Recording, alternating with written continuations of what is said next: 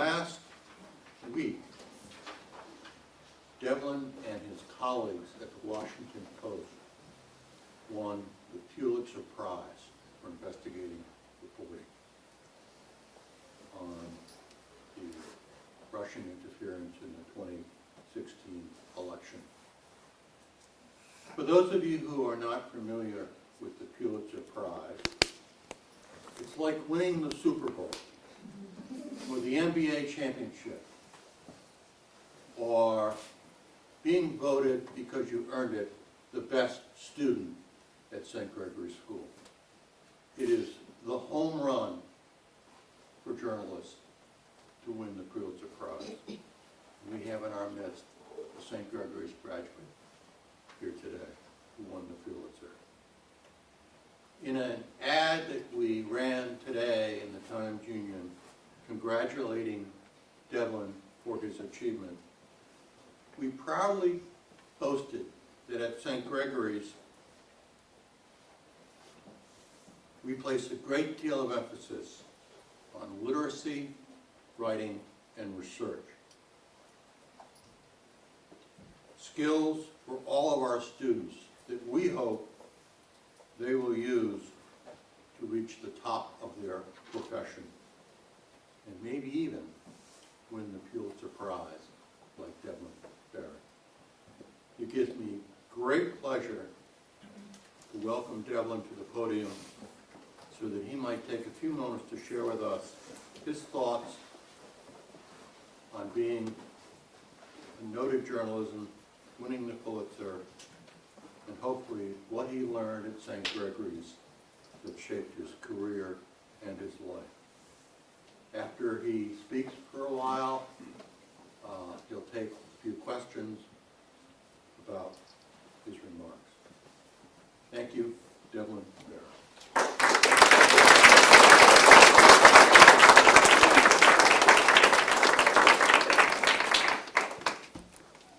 Hello, everybody. I am super excited to be here. I was just thinking that the last time I spoke to an audience at St. Gregory's, I was in the 8th grade. I was wearing a wig. I was dressed as a girl, and I was singing in the musical Bye Bye Birdie. And I had 2 lines. My mother told me I did a great job. No one else told me I did a great job. So hopefully I'll do a little better today than Bye Bye Birdie, but you'll let me know. So first, I got to say it's amazing to see Mrs. Cannell here. Mrs. Cannell was my teacher in 1st grade.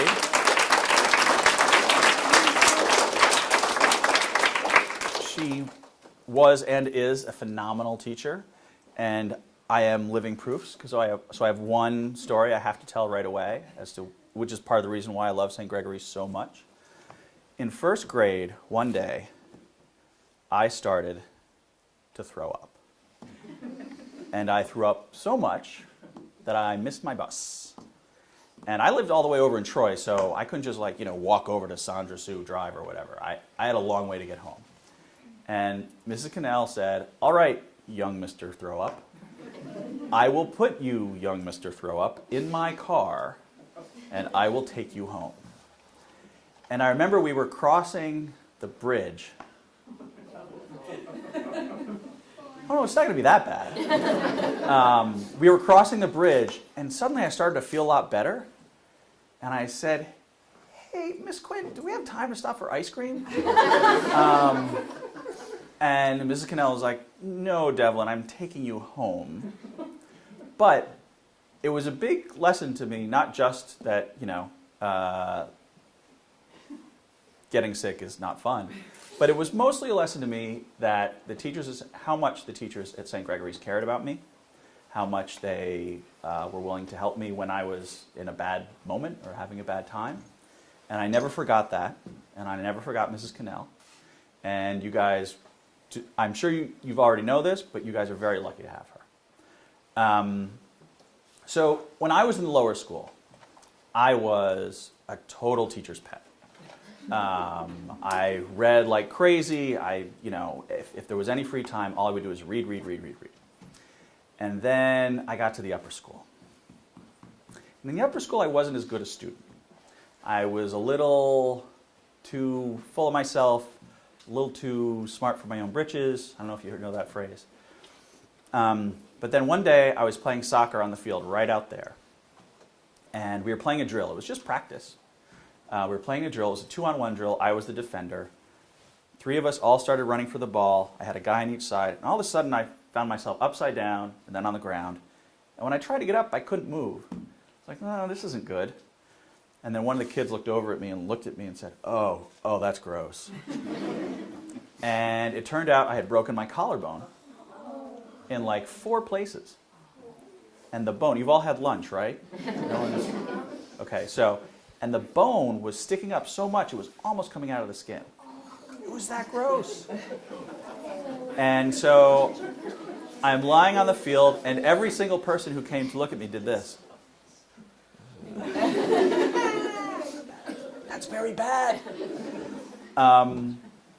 So they called my mom, and my stepfather hopped into our brown minivan and raced over here to check on my collarbone. And they were so worried, they drove right up onto the field. And they started driving right at me. And it was kind of a wet day like today. It wasn't raining, but it had just rained. And they hit the brakes on the minivan. And the minivan just starts sliding toward me. Sliding and sliding. And I thought, wow, I'm going to be run over by my parents.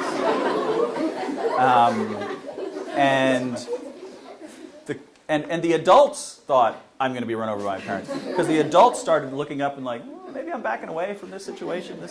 That doesn't seem to be a very good driver. I did not get run over by my parents.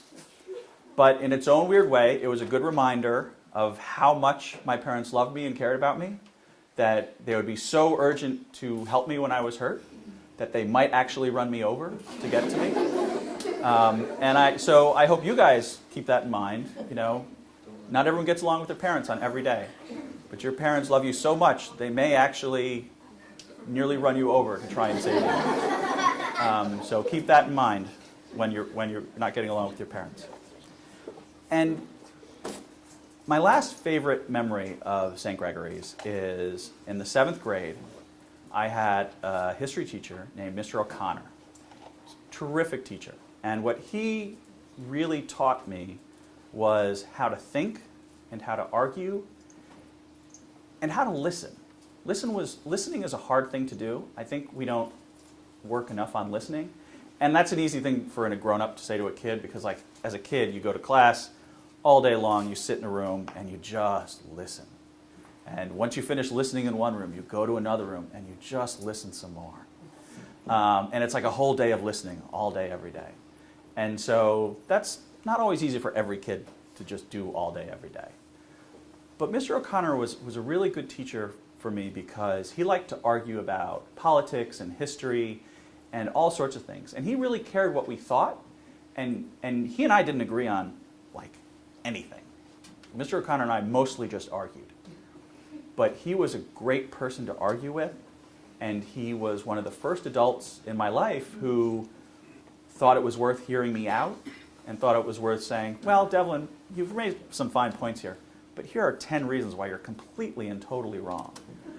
And it was a great education. It was a great way to learn how to listen and how to think. Because what I do for a living, I'm a reporter. All I do all day long is I talk to people and I listen. And I try not to just, the mechanics of being a reporter is you write down the words and you try and get all the words right and you try and think of all the best questions. But good reporters are listening, even while they're writing, are listening, and they're thinking about the ideas in the words, what's being said, what's not being said. Sometimes for a reporter is even more important than what's being said. And Mr. O'Connor was the one who taught me that. And Mr. O'Connor taught me how to listen. He taught me how to think. And both of those things are really important for writing. People think writing is, you read a bunch of books and then you just get really good with words. And you can say, onomatopoeia at the drop of a hat. People are like, wow, what a cool word. That's not really what writing is. Writing is thinking. Writing is using your brain to think, do I understand this thing completely? And if once I understand it completely, can I explain it in a way that'll make other people understand it better?